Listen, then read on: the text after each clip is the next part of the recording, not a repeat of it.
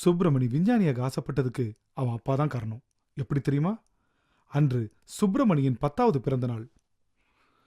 பா சுப்பு, உன்னோட பிறந்த நாளுக்கு அப்பா ஒரு பரிசு வச்சிருக்கேன். இந்த வாங்கிக்க கண்ணா. ஹை, என்ன இருக்குப்பா இதுல? திறந்துதான் பாரேன்.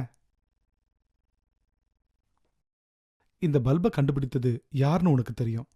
அவர்தான் தாமஸ் ஆல்வா எடிசன். அவர்தான் இந்த உலகத்துக்கே வெளிச்சம் தந்தவர். அதே போல நீயும் இந்த உலகத்துக்கு புதிய புதிய கண்டுபிடிப்புகளை தரணும்.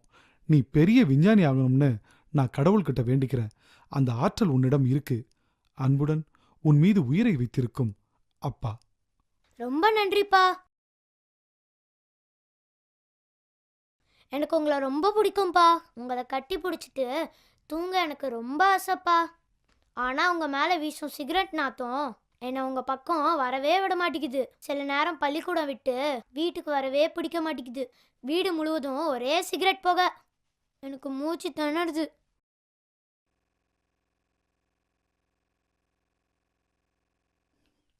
என்னப்பா செந்தில், அதில் ஒரு மாதிரியா இருக்கா? அது ஒன்றும் இல்லை நண்பா. இப்போ வர வர பையன் முன்ன மாதிரி என்கிட்ட பாசமா பழகுறதில்ல. அதுதான் ஏன்னு தெரியல. சரி, நான் வரேன். பையன் பள்ளிக்கூடம் விட்டு வந்திருப்பான்.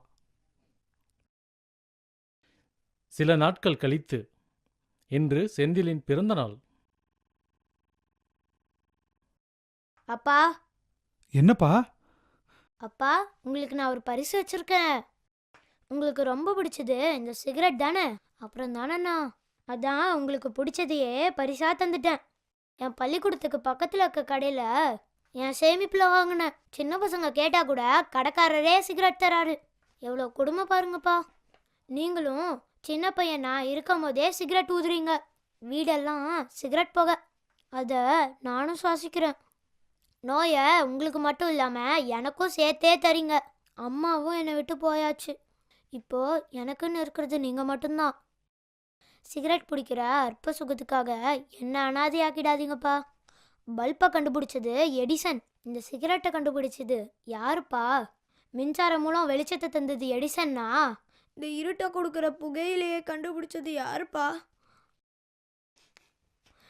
வேண்டாம்ப்பா, இந்த சிகரெட்டை விட்டுடுங்கப்பா. சுப்பு, அப்பா இருக்கப்பா அவளுக்கு. நீ கவலைப்படாத.